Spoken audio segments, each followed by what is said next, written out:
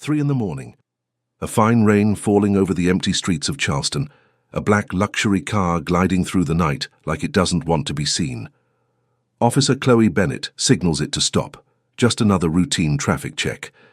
But when the tinted window slides down, the world tilts beneath her boots, the scent of amber and cedar, a voice she had spent 7 years trying to forget, and the soft sound of her name, the name only he had ever been allowed to say. Her hand falters on the flashlight. Her heart forgets it ever learned how to be calm, because the man behind that wheel was never supposed to return to her city, to her street, to her life. And the way he looks at her now isn't the look of a man asking for forgiveness. It's the look of a man who came back for a reason she's not ready to hear. If your heart is already aching a little, leave your like, subscribe to the channel, and tell us in the comments where you're listening from tonight. And one last thing, do you prefer your romance soft and tender or deeply intense? There's something waiting for you in the pinned comment. Go take a look.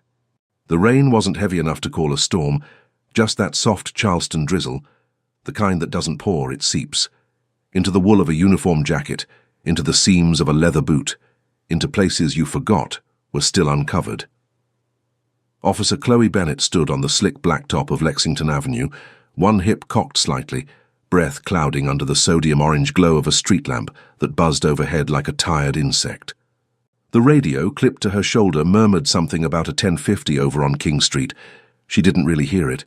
She'd stopped really hearing the radio around midnight. It was that hour now. 3-something in the morning, the dead patch between the last bar crowd stumbling home and the first delivery vans groaning to life. Charleston holding its breath. The car had caught her eye before she even ran the speed. A black Mercedes Maybach, polished like someone's pride. Out-of-state plates, tinted windows, 10 over.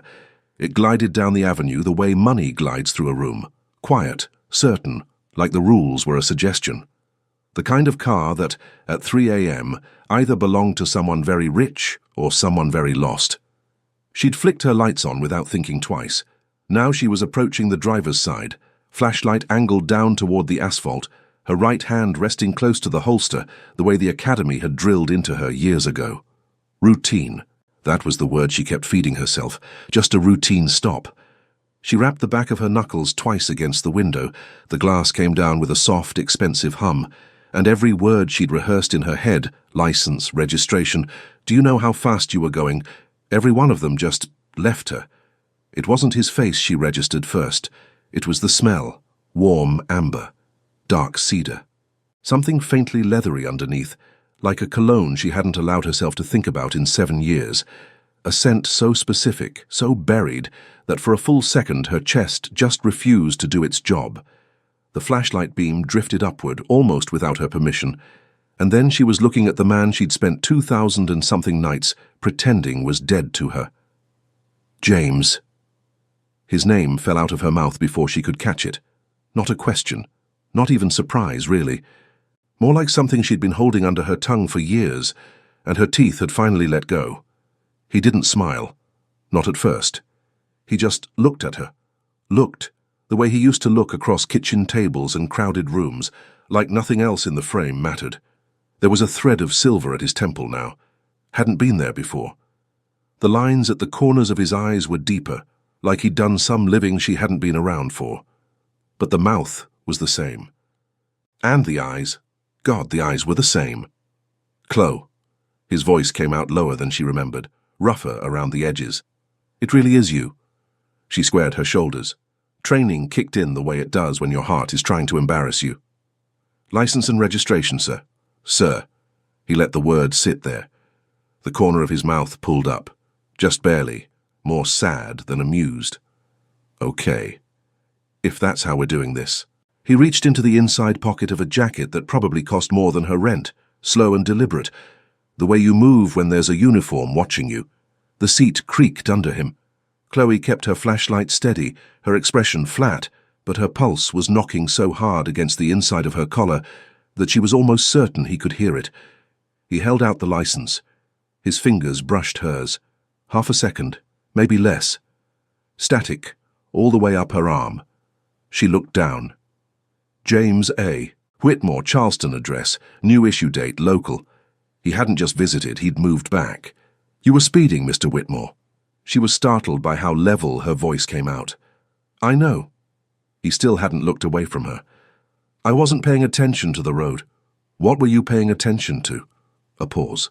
The rain ticked against the roof of his car. Somewhere down the block, a horn gave one short bleat and went quiet.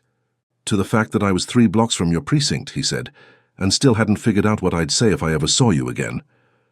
The flashlight in her hand shook, not enough for him to notice. Almost. 2 days later, the Bellman Charleston place smelled the way old money always smells. Cut lilies, a whisper of citrus polish on the marble. Underneath all of it, the powdered ghost of 1,000 perfumes that had drifted through that lobby long before she ever walked into it. Chloe stood under the chandelier in the south foyer, in a lilac silk dress she hadn't been able to look at in the mirror for very long. Long cut, thin straps. Something her mother had picked out without asking, the kind of thing that costs a small fortune and asks for nothing in return, except that you wear it well. "You look beautiful, sweetheart." Her mother smoothed a fold near the small of her back. "Your father would have loved this color on you." Chloe didn't quite trust her voice for that one. She just nodded and held out her elbow. The benefit was on the 8th floor. A yearly thing in honor of her father, a homicide detective who had given 32 years to the force and earned the right to have his name on a brass plaque in a hotel ballroom. Tonight, she was going to smile. She was going to thank strangers for being kind.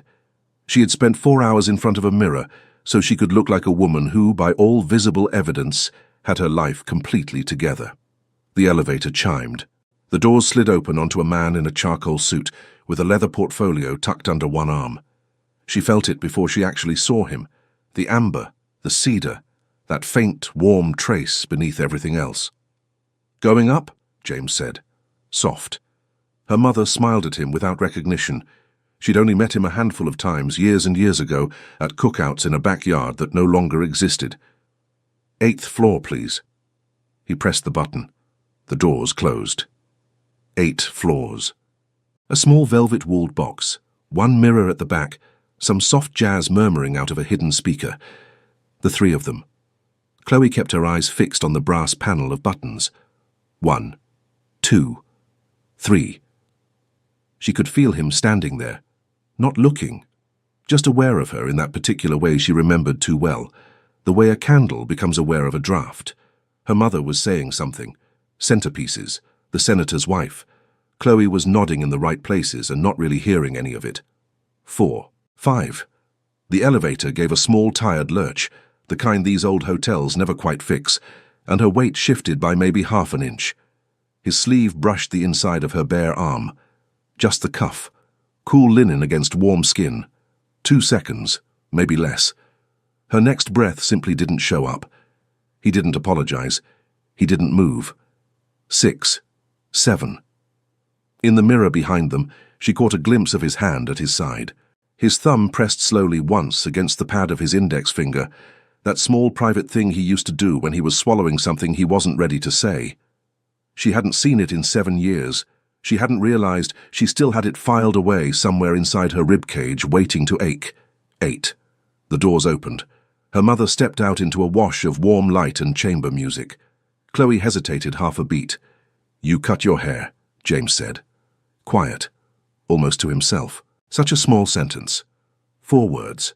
The kind of thing people throw at each other at high school reunions, the kind of thing that means nothing. It landed in her sternum like a confession. She didn't answer. She walked out. She didn't look back. The bathroom down the hall had soft pink lighting and a vase of white peonies on the marble counter and a door that locked with a satisfying brass click. Chloe braced both hands on the edge of the sink and made herself breathe, once, twice, slow. The way her academy instructor used to make them breathe on the range, right before the trigger. She raised her eyes to the mirror. Her hand was on the inside of her left arm, right where his cuff had touched her. She hadn't put it there on purpose. She hadn't even noticed she was doing it. Under the warm bulbs, the dress looked a shade darker than it had downstairs, as if the lilac had deepened on her, as if her skin underneath all that careful silk had quietly betrayed her by going warm. Out in the ballroom, somebody was tapping a microphone. She stayed at the sink one more breath, then a second. Then she straightened her spine, smoothed the front of the dress, and went out to thank a roomful of strangers for remembering her father, while a man in a charcoal suit, somewhere in that same room, was almost certainly already looking for her. The storm broke over the courthouse parking lot, the way storms always do in Charleston. No warning, sideways, like the sky had been holding it back specifically for her. Chloe pushed through the heavy glass doors of the county courthouse on Broad Street, with her badge still clipped to her belt and the testimony still warm somewhere behind her teeth. She stopped under the limestone overhang and watched the rain pound the asphalt into a rippling sheet of pewter. 30 yards to her cruiser. No umbrella. A wool uniform that was going to be a sponge in about 8 seconds. She was reaching for her keys when she caught him in the corner of her eye. He was on the courthouse steps to her right, holding a black umbrella the size of a small tent. Charcoal trousers, white shirt with the sleeves already pushed past his forearms. No jacket, no briefcase. Just standing there in the downpour like the weather was something happening to other people. He wasn't surprised to see her. That was the thing. He wasn't pretending to be on his way somewhere. He had been waiting. "Were you in court today, Mr. Whitmore?" No. He didn't bother to invent a reason. He just lifted the umbrella a little and tilted his head. An offer, sort of, that wasn't quite a question. Chloe stayed put a beat longer than she meant to. Through the glass behind her, 2 clerks were definitely watching. Rain was finding its way down the back of her neck, through the gap above her collar. "It's 3 blocks to my cruiser." "I know." Half a smile. "I parked the wrong direction on purpose." She stepped under the umbrella before she could talk herself out of it. He was tall enough that the canopy hung low over both of them, and the second she settled into the dry pocket of air beneath it, she knew she'd made a mistake. The amber, the cedar, damp wool off his sleeve, the faint, warm smell of his skin underneath all of that. 3 blocks of it, shoulder to shoulder, nowhere else to put her eyes. They started walking. It was the silence that did the work. Their steps tried, on some old instinct, to find the same rhythm and kept barely missing it. Her left arm hung half an inch from his right, and neither of them adjusted. The rain came down on the nylon above them so loud it sounded like the sky itself was protesting how careful they were being with each other. "A block in," he said. "How's Ethan?" She didn't break stride. "He's good." "Good." Another half block. He proposed. It wasn't quite a question. "In April." "Spring wedding." "Fall." "Where?" "Folly Beach." He nodded. Just nodded. Like she'd told him the time. They passed a shuttered sandwich shop, a pharmacy with its windows fogged from inside, a row of 3 townhouses with the lights on in the upstairs windows. A taxi hissed past on the slick street and tossed a long ribbon of water against the curb that nearly reached their shoes. "Were you happy, Chloe?" It came out so quietly she almost lost it under the rain. She kept walking, 2 steps, 3. "I was functional." She heard him pull a breath in, once, sharp. "That's a hell of a word." "It's the word I've got." He didn't push. He didn't ask her to soften it. He just kept walking next to her, holding that ridiculous black tent up a little higher than the math actually required, like one careless tilt might catch the side of her hair. The cruiser came into view at the end of the block, white and blue, exactly where she'd left it that morning back when she still believed the day was going to be unremarkable. They stopped at the driver's door. He kept the umbrella over her while she fished the keys out of her belt. The rain on the cruiser's metal hood sounded like applause from a long way off. "Here." He held the handle out to her. "Take it." "James, you're gonna get—" "Take it." She took it. Their hands met around the wood. His fingers lingered on hers a fraction of a second past the handoff, cool from the rain, warm underneath. She felt his thumb press barely into the side of her index finger. The same small private gesture from the elevator, only this time done to her, and her breath snagged somewhere just below her collarbone. He let go. He stepped back out into the rain without so much as flinching at the cold, and walked away the way he'd come, unhurried, hands in his pockets, the white of his shirt going see-through across his shoulders inside 10 paces. He didn't look back. She stood there with his umbrella over her head, water beading off the spokes onto the toes of her boots. Watching him disappear down Broad Street, like getting soaked through, was something he could not, at that moment, be bothered to care about. She wasn't supposed to be there. He wasn't supposed to be there. And yet there they both were on the back porch of a clapboard beach house on Sullivan's Island, while inside a 5-piece band was working its way through some slow jazz standard, and a girl Chloe barely remembered from college was marrying a man she'd never even met. The sun was going down over the dunes, the color of bruised peaches. Sea oats bent sideways in the breeze coming off the water. Chloe stood at the railing in a fuchsia dress, silk, knee-length, cut on the bias so the skirt licked against her calves with every gust of wind, and she was very deliberately not turning around. She had felt him come outside about 3 minutes ago. She wasn't going to be the first to look, it didn't matter. He came to her. You came. She kept her eyes on the horizon. Allison's been my friend since freshman year. I know. Then why does it sound like a question? Because I figured if you saw my car in the driveway, you'd keep driving. She glanced down at her own hand on the railing, manicured nails, a thin gold band on her ring finger that caught the last of the sun and tossed a sliver of light back at her. I didn't see your car. Parked it behind the catering van. That got a laugh out of her. One sharp, surprised sound she tried to swallow back the second it was out. He'd settled in about a foot to her left, forearms on the railing, and she could see him out of the corner of her eye, linen jacket the color of wet sand, tie loosened at the throat, top button of his shirt undone. The wind had done something to his hair she wasn't going to acknowledge. Inside, the band slid into something slower, a standard, something her father used to hum on Sunday mornings while he made eggs. James turned his head toward her. He didn't say a word. He just turned his palm up on the railing halfway between them and waited. James, one song, Chloe. I'm engaged. I know that. I have a ring on the hand you can see. I see it. Then why are you— Because I'm asking for one song, not a lifetime. His voice had gone so quiet she had to lean a little to catch it over the band and the surf. 3 minutes. You can go back to hating me by the bridge. She looked at his hand, then at the horizon, then back at his hand. It took her 3 seconds to decide. They lasted 3 years. She slid her palm into his. He didn't pull her against him. That was the thing that almost did her in right there on the porch, the way he didn't.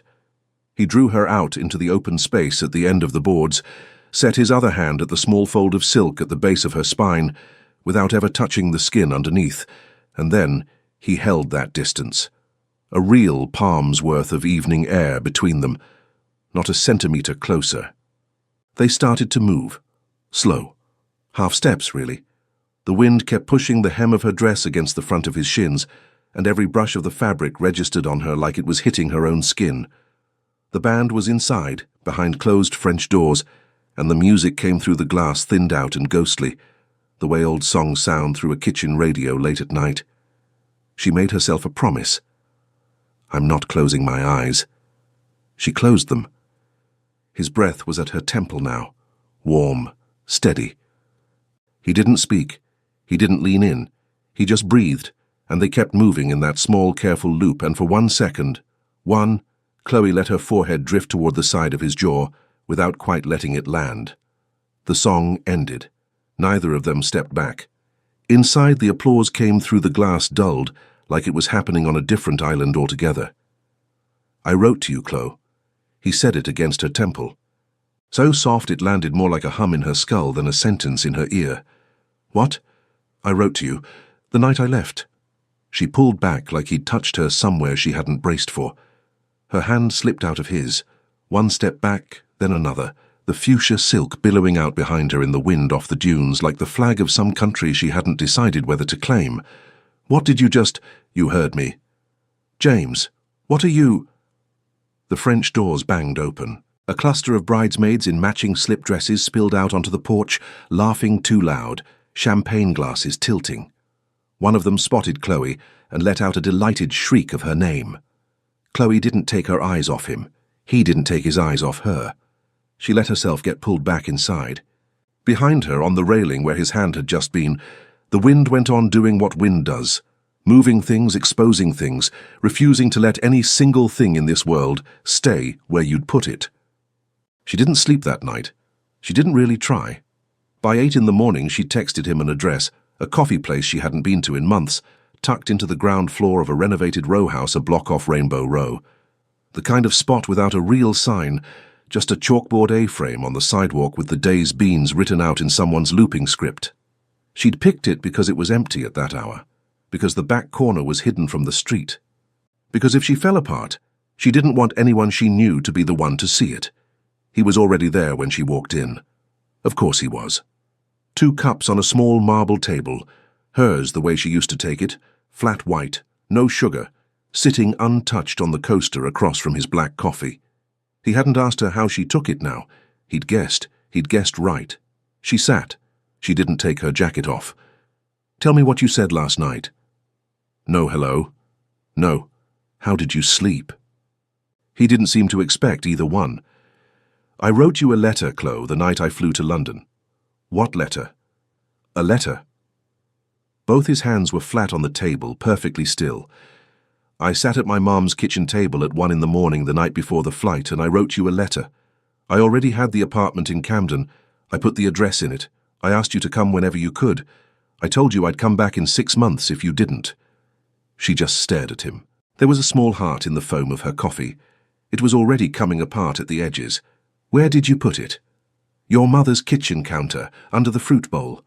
Under the blue one, the ceramic one, with the chip on the rim." She remembered the bowl. Her mother had thrown it out maybe 4 years ago because the chipped piece had finally come loose, and Henry had said somebody was going to swallow it. "Why my mother's house?" "Because your shift didn't end till 6 and my flight was at 7. I knew you'd go there for breakfast. You always went there for breakfast on Sundays." "James." Her voice came out lower than she meant, sandpapery. "I never got a letter." He went still. He'd already been still, Ma. But this was a different kind. The kind that happens when something you've believed for 7 years quietly slides out from under you. "What?" "I never got a letter." "Chloe, I sat at the airport till your flight was in the air. I parked in the cell phone lot for 3 hours. I drove past your mother's house at noon and you weren't there. I went to my mother's around 2, and there was nothing on the counter, nothing under the fruit bowl, and there was nothing in my mailbox for 6 months, and there was nothing—" She stopped, pressed her hand flat over her mouth and held it there. "Chloe." "There was nothing, James. There was never anything." He closed his eyes for a second. When they opened again, something in them had moved, gone deeper, darker, somewhere she didn't have the language for. Somebody took it, or threw it away. A barista dropped a metal pitcher behind the counter, and the clang of it hit Chloe so hard her knee jumped against the underside of the table. Her flat white sloshed onto the marble in a small pale wave. She stood up. "Chloe, sit down." "I have to go." "Chloe, I have to go right now, James, because if I don't go right now, I'm going to do something in this coffee shop I won't be able to come back from." She shoved the chair back. The metal foot shrieked across the tile. A woman by the window glanced up, then looked back down at her phone. Chloe didn't apologize, didn't pick up her purse, walked out into the morning sun and the soft, sticky humidity of late spring Charleston, with her hands trembling so hard she had to bury them in her jacket pockets just to keep from dropping the keys.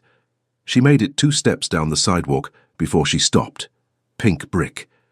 She put her shoulders flat against it, tipped her head back until her skull met the wall, and discovered, with a kind of quiet, detached surprise, that you could in fact cry standing up in broad daylight without making any sound at all, silent tears tracking down her face and slipping into the collar of a jacket nobody walking past on Trad Street even glanced at twice. Behind her, on the other side of a glass door she hadn't quite pulled closed, a man was sitting at a small marble table with 2 coffees, neither of them was going to drink, doing the math on 7 years of his own life. She didn't go back in, not yet. She didn't drive. She didn't think.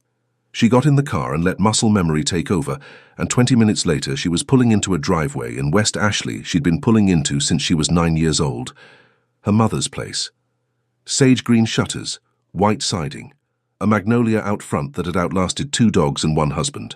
Chloe parked behind the Subaru, killed the engine and sat there a full minute with her hands at 10 and 2 on a steering wheel that had stopped being warm a long time ago. She didn't knock. She'd never had to. The screen door slapped shut behind her.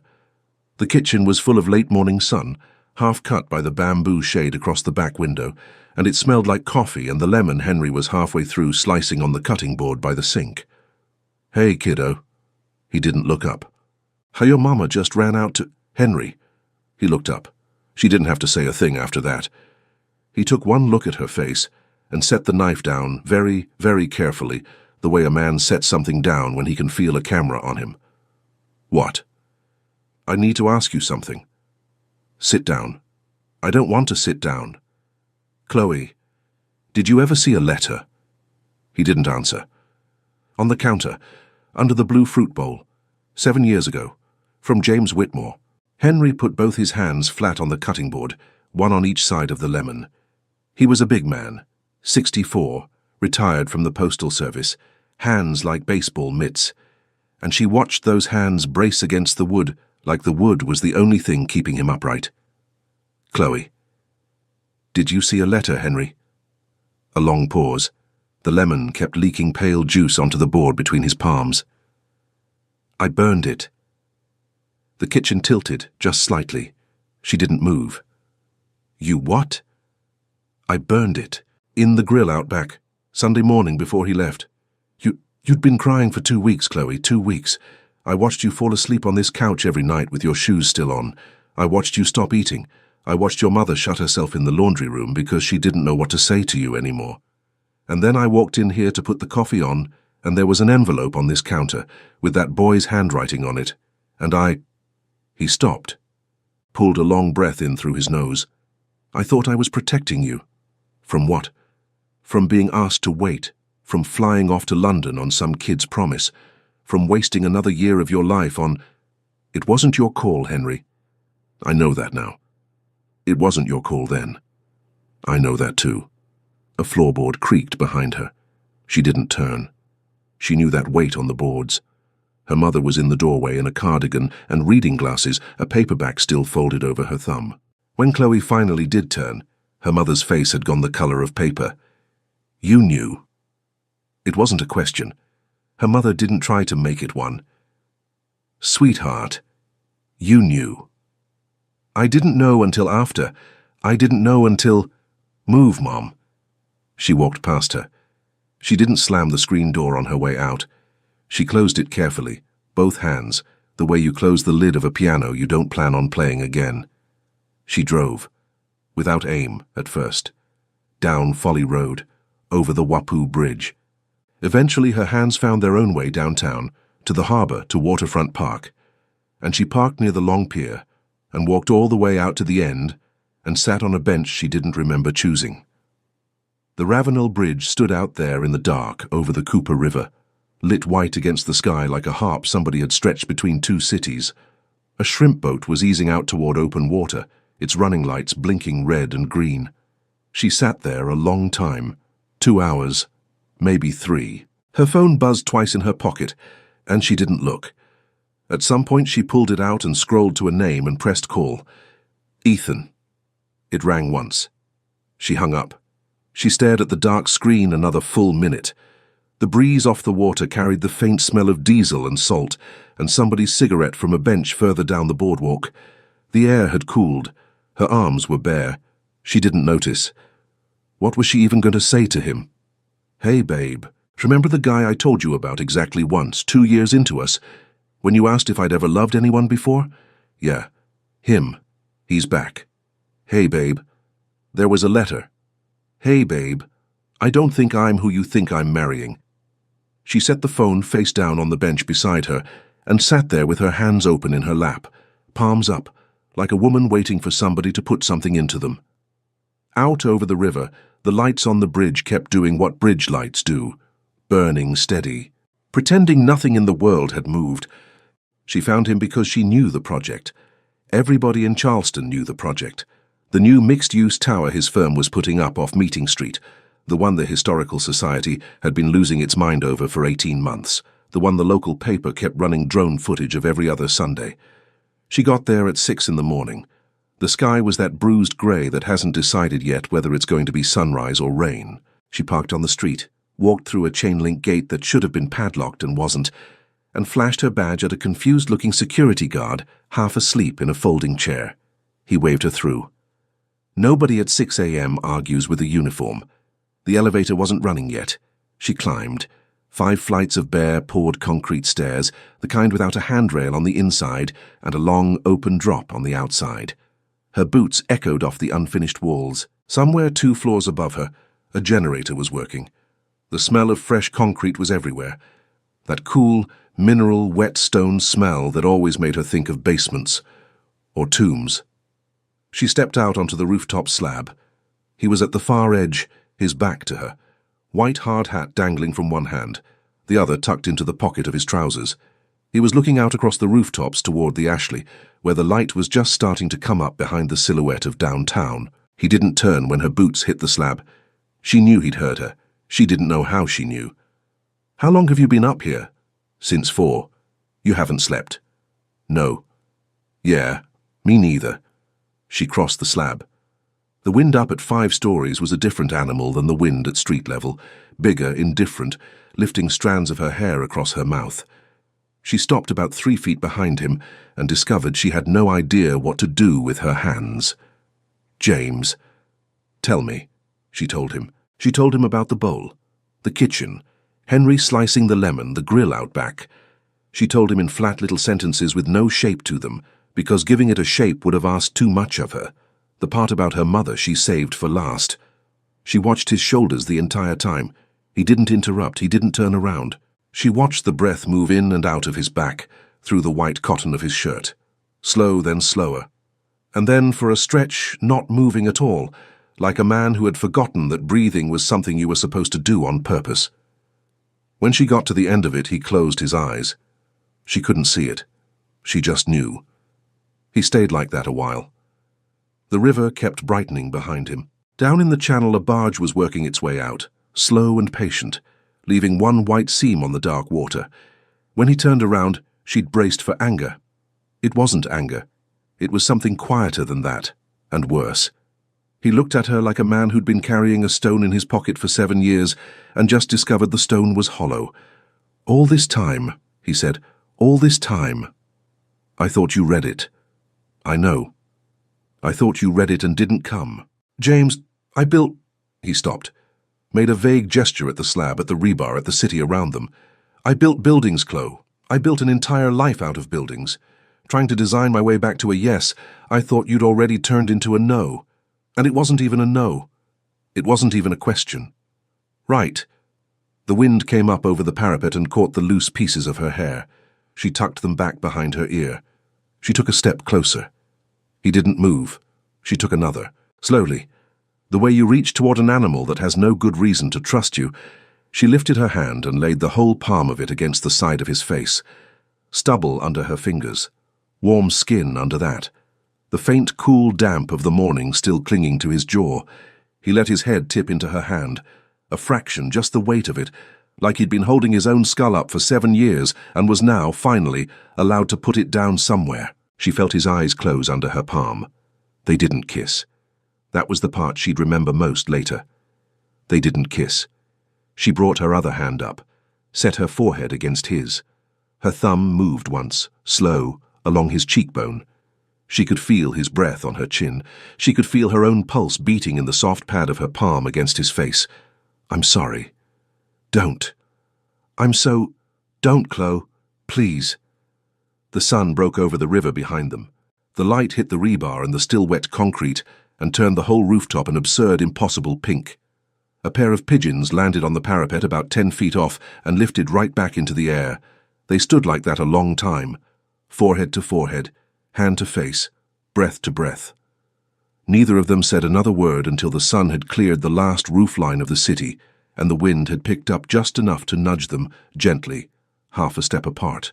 3 days later he sent her one line: "Walk the bridge with me. Sundown." She didn't write back, she just showed up.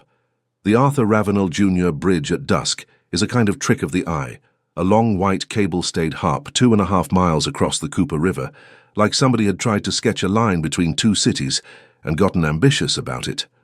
The pedestrian lane runs along the south side, a low concrete barrier separating it from the traffic. At 7 on a weeknight, with the sun starting to bleed out behind downtown, the lane was nearly empty. A jogger here, a retired couple holding hands there, the Atlantic somewhere off east of all of it, big and flat and going purple. He was already on the bridge when she got there, about 50 yards in. She spotted him before he spotted her, leaning his forearms on the railing, watching the water, the breeze moving through the rolled cuffs of a pale blue shirt. She had on jeans and a thin knit top the color of cream, her hair down for once, and walking up to him she felt about 10 years younger than she actually was, like a girl going to meet a boy. "Hi." He turned. The corner of his mouth pulled into that half-smile that wasn't really a smile so much as an acknowledgement. "Hi." They started walking. For a stretch, they didn't talk.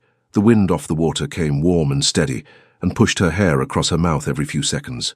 Overhead, the cables caught the last of the gold and turned it into something pale and expensive-looking. Cars whined past on her left, distant enough that the noise slipped into the background. "I missed your father's funeral," she kept walking. "I know you did. I didn't even know about it till a year after. My mom told me on the phone. It was a small thing. The department, a few of his friends, we didn't run it in the paper. I would have come. I know you would have." A long pause. Their footsteps on the pedestrian lane were nearly in sync now. They had drifted closer to each other, without either of them deciding to. "He liked you, James." "He didn't. He liked you more than he let on. He told me once that if I broke your heart, he'd shoot me himself, and he wasn't smiling when he said it." That got a laugh out of her. A real one this time, surprised her on the way out, and she didn't try to bury it. He didn't smile much that whole year. He had that thing with his back. I remember. He used to stand at cookouts like there was a pole up his spine. "Yeah." She brushed the corner of her eye with the heel of her hand. "The wind," she told herself. "The wind." They were maybe a third of the way across now.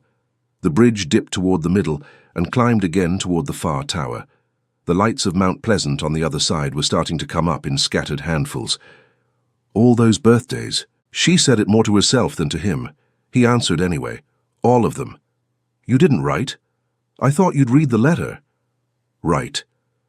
After enough years, I had to make it mean something, Chloe. You can't carry that kind of silence around without giving it a shape. So I gave it the shape of you choosing somebody else, and I built around that. I made it mean something, too." "What?" "That you weren't who I'd thought you were." He stopped walking. She took 2 more steps before she noticed and turned back. He was standing in the middle of the pedestrian lane, with the dying light on the side of his face, and there was something in his eyes she hadn't seen on a man in a long time, maybe ever. "Tell me you don't still think that." "James." "Tell me, Chloe." She walked back to him.